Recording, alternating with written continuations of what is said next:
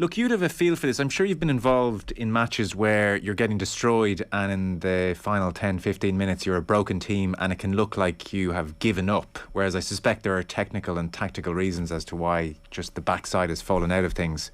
The way Keane presents the Manchester United problem is that it is a problem of character, that there's a toxic dressing room, disputes over the captaincy, lack of focus on the important things, as opposed to, well, I suppose, quality, tactics, any of the more technical aspects you might care to mention. To what extent do you think Keane is accurate in his assessment of Manchester United, that the big flaw with this club is one of character? I think he's 100% right. Simple as that. And you know, that's not just going off the back of what Roy Keane says. Think of what happened under Louis van Gaal. You know, at times where, you know, he questioned the likes of Luke Shaw. He questioned his attitude. He questioned his fitness. And he wasn't the only player within that.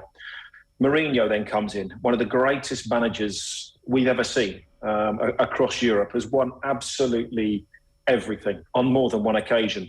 Again, starts questioning players' fitness, questioning their commitment, questions Pogba, falls out with players and this type of thing. And then Ole Gunnar Solskjaer comes in. And okay, some of the results are okay, but it's because you've got good players and you get away with it from time to time. And then you bring in Ralf Rangnick, you know, who clearly wants to play a high pressing team, and clearly the players are not buying into it and they're not doing it. And I think it was summed up in the latter stages of the game. I can't remember, it's 3-1 or 4-1. Manchester City gave the ball away down their right-hand side. And I think it was Luke Shaw started to break away. There were 6 or 7 Manchester City players that swarmed around him. You know, chase him back. It was like Charger, the Light Brigade, you know, trying to get back and stop Luke Shaw. 100% effort until the dying moments, because they know that they are droppable. They know that Pep Guardiola will leave them out. You know, they know the situation. Manchester United players had it too easy for too long. And as Roy says, too many big egos, not putting the effort in. The biggest difference between Manchester City and Manchester United was work rate. I've not seen the stats, but I watched the game. I did the game live for foreign television. The biggest difference was work rate. If you don't work as hard as the opposition, you've got no chance. And then if they're better than you, technically, you're going to get pulverised, which is exactly what happened. And those Manchester United players need to have a serious look at themselves. I was listening to the radio coming back last night here in the UK.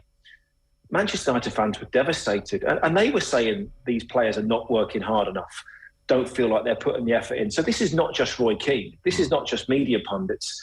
This is everybody looking at it and saying, hang on a minute, we're not getting our money's worth here. Mm. You've seen lots of players through your time in the game and you've been in lots of dressing rooms. To make it as a professional footballer is outrageously difficult. And generally as a personality, you're not in the habit of giving up or not trying very hard or not making colossal efforts day in, day out. And I would think that's especially true if you make it at Manchester United. So what do you think happens to players who presumably through their teenage years have worked outrageously hard to then get to a point where you're saying, well, their character has gone out the window as more established players? How does that happen? Why does that happen in your experience? I think their focus changes. Off the field issues can change it. Money can affect it. Big contracts, hunger, desire, all these types of things can be thrown into it. You know, look at Manchester City. So go back to Manchester United under Sir Alex Ferguson. To win, 13 Premier League titles? To win 1 is hard enough. To win 2 is even harder. To win 4, 5, 6, 7, up to 13 takes so much desire to go out every single day and work your socks off. And this is why only the very, very best and the greatest are able to achieve that. And if you look at an Olympic cycle and you look at athletics, it's very, very difficult to win back-to-back Olympic titles, however good you are, simply because you have to peak for about 5-6 years, you know, within that. You have to be at your very, very best every single day for 6 years to win back-to-back Olympic titles. And that's similarly to what Manchester City are doing, you know, and that desire, that hunger is incredibly difficult to do. When Leicester won the title, they dropped off massively the year after because they'd reached their pinnacle. and then they started to fade away a little bit. I think Manchester United players think, we've achieved something. We've got there. We're playing for Manchester United, and they've not continued to improve. Has Rashford continued to improve? No. Has Pogba ever really improved since he came into Manchester United? Bruno Fernandes now, has he improved from his first season? No. Harry Maguire, most of these players are going backwards. And yes, okay, that could be down to confidence, but the only way to get over that is to work harder. First and foremost, you have to outwork your opposition. Simple as that. Yeah. If you outwork them, you've got half a chance. No, I do accept that. And yet, I look at some of the personalities, like Maguire, for instance. He seems like a very diligent, hard-working type. He just gives off that impression. And so it makes you wonder if this is a more complicated picture than, they're just not working hard enough. They just don't care. When you're having a bad time of it, you have to work harder. That's all you can do. You have to work smart and you have to work harder. Look at the first goal. 3 players allowed Bernardo Silva down the left-hand side to get the cross in. The save comes off David De Gea, and Harry Maguire steps over the ball. Just kick the ball out. So what happens is once you start getting this right, you start to make bad decisions. They're not working hard enough. They're making poor decisions. And of course, and I've said all along, Manchester United have some very good players. And if all those players come together for one game and play well, they can beat anybody on their day. But they don't have the consistency. They don't have the platform to do that. And this is the problem. Forget about Manchester United DNA. Manchester United DNA is about winning. But they don't have a plan. Ralph Rangnick is trying to put a plan in place to give them a bit of stability. And they did okay in the first half. So why change it? In the second half, what changed about Manchester United in that second half? They dropped off. They didn't work as hard. I'd love to see the running stats, from that game. I bet Manchester City worked harder, and they had the ball, which is very, very unusual for a team that has the ball to work harder than a team without the ball.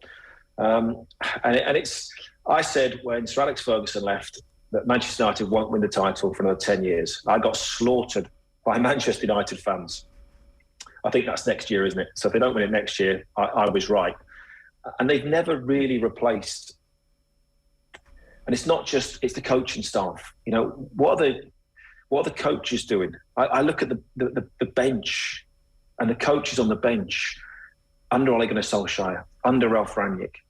Are they driving the players day in, day out, like Pep Guardiola does? Are they listening to the manager? Doesn't appear that they are at the moment. Mm. And that's what you feel the big difference in the second half was? Just work rate dropped off? You didn't see anything that City did all that differently or Manchester United did all that differently besides work rate? I texted my son halfway through, just not long into the second half, and just said, look at how Manchester City move when they're trying to get on the ball. The movement of Grealish, of Foden, of Mahrez, of De Bruyne, Bernardo Silva, the front players especially. When they come off a player, they sprint. They don't walk into space. When they're trying to receive the ball, they sprint 5-10 yards, they get into that pocket, they get into that space, and then they're free. Manchester United players were ambling around. So sometimes, it doesn't have to be, you're not talking about running up and down the pitch. It's those 5-yard moves. They have to be short. They have to be sharp. And Manchester United weren't doing that. And that the only reason for that can come down to attitude. Mm. Manchester United have some very, very talented players and players with an awful lot of ability. Anyone can work hard. Anyone can run. I made a living out of it. I made a career out of working hard and kicking people and being difficult to beat. I had limited ability. But I worked hard, and I worked harder than other players because I had to make up for those deficiencies. Manchester United are going out at the moment, and it seems like they just think they've got a divine right to play football and win football matches, and football doesn't work like that. Yeah.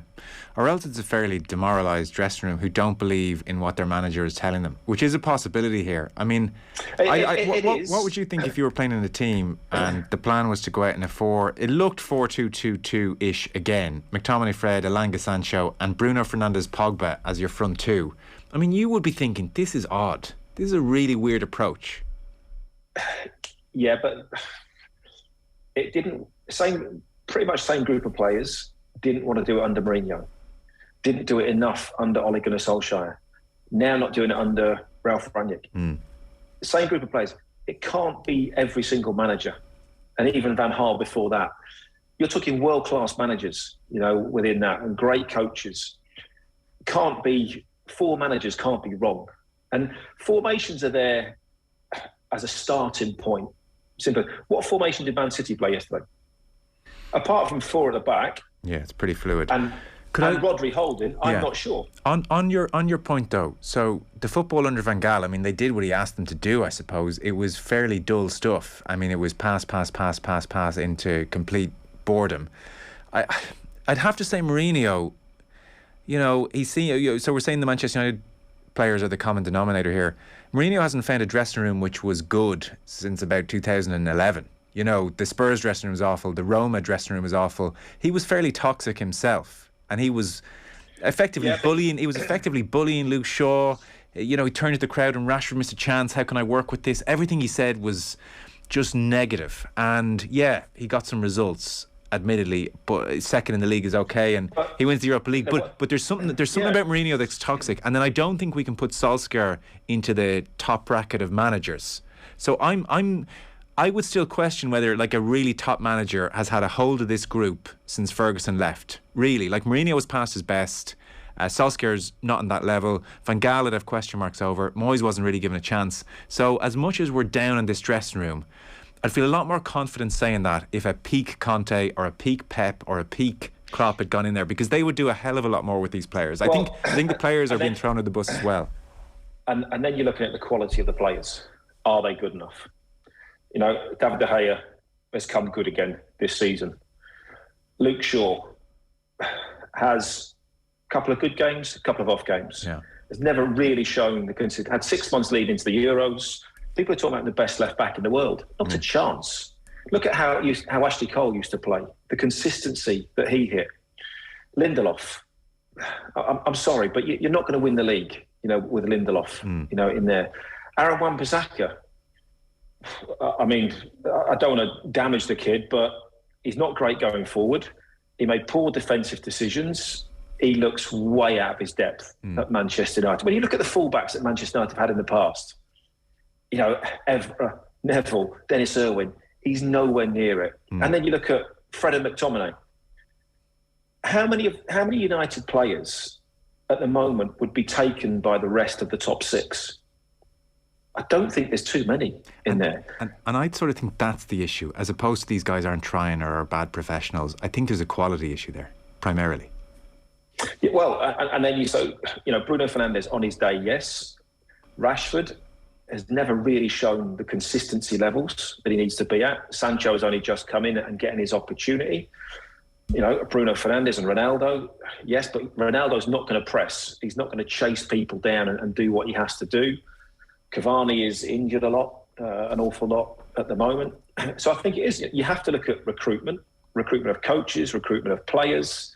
It hasn't been good enough at Manchester United, So there's that. And then if the players don't believe in the manager's philosophy, if Conte came into that team now, what has Conte done at every single club? Get the players fitter, make them work harder. I don't think those Manchester United players want to do that at the moment because they haven't done it for the last 2 or 3 managers. So why would they do it suddenly just because Conte comes in? I think they need an overhaul in the summer. They've spent $1 billion, so they've spent $1 billion, and the net result is they're nowhere. But the money's irrelevant. Yeah, they've spent poorly. They really have. If they're starting over, do you think the Ronaldo introduction has been good for the group or no? No, I don't. Ronaldo is the greatest goal scorer, I think, of my time that I ever seen in terms of big company. I would still argue that Messi is a better footballer and a better player, but Ronaldo is the greatest goal scorer, for big moments, all those types of things. But it's interesting. I did a game, commentating on a game early in the season against Young Boys, obviously on the AstroTurf pitch, which was terrific. The pitch was awful. It didn't help anybody. Man sent off, and you've got Ronaldo up front on his own, 36, 37. He's not going to run into the channels. He's not going to chase the fullback. He's not going to put the centre halves under pressure. And actually, I don't want Ronaldo to do that if he's my centre forward. I'm like, stay in the box, get balls into the box and let him shoot and let him score. So, because he's Ronaldo, you keep playing him, and you feel Ole Gunnar Solskjaer felt you have to play him because it's Cristiano Ronaldo. He has to. So then that detracts from the rest of the team. And if the team want to press, of course it is. If they want to press and he's not doing it, you start going, hang on a minute. If he's not going to do it, what's the point in me doing it? Because I'm going to get caught out. Yes. And all of a sudden, that can filter through the team very, very quickly. Yes. The players sense this is wrong. Tactically, this is wrong. And yet politically, he's staying on because Solskjaer's afraid to bring him off. And so players know something's really wrong here if this isn't a meritocracy anymore. Of course. And players are, people always go, footballers aren't the brightest. When it comes to football intelligence and working things out in terms of football, footballers are some of the quickest people on the planet. They see when it's not right. They see when it's unfair. They see when somebody's getting treated differently and they don't agree with it. And I think that's been the case. The introduction of did Ronaldo really ever have any intentions, or did Man City have ever intentions of taking Ronaldo to Manchester City? I don't think they did. Because Pep questioned whether Sergio Aguero was good enough for Manchester City. One of the greatest goal scorers we've ever seen in the Premier League, questioned him and said, look, he doesn't play in the way that I want him to play. And of course, at the time, I think he was, mid-20s and scoring loads of goals. And he adapted. You're not going to get a 36, 37-year-old Cristiano Ronaldo to adapt and suddenly start pressing high up the pitch and playing like, putting the effort in that Phil Foden or Bernardo Silva or Raheem Sterling or, Kevin De Bruyne puts in. And I think that's the problem. You've got Ronaldo, who's this huge personality, genius footballer, a leader, icon. Everybody's looking up to him in awe of him, but he's not doing what you want the team to do. So everyone else goes, well, if he's not going to do it, why do I have to do it? And I think, and that's where I think that a lot of the problem lies. If I was Manchester United, I think with a new manager coming in the summer, one of the best things they could do is move Cristiano Ronaldo on. Not because he's a bad player, not because he's a bad influence, just because a new manager needs a fresh start. And with Cristiano Ronaldo around, you don't have that opportunity. It's a really interesting situation. Danny Mills, great to have you on. Thanks for all that. That was great. Thanks so much.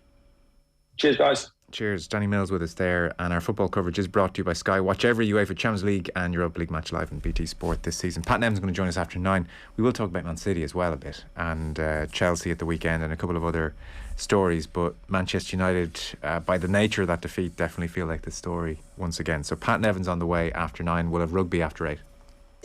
Football on Off the Ball with Sky. Get more of the sports you love on Sports Extra with BT Sport and Premier Sports.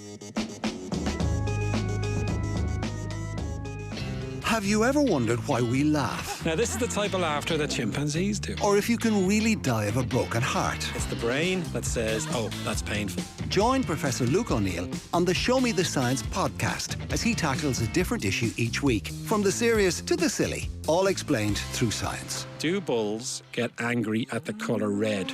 New episodes available every Thursday on the News Talk app, powered by Go Loud. When it comes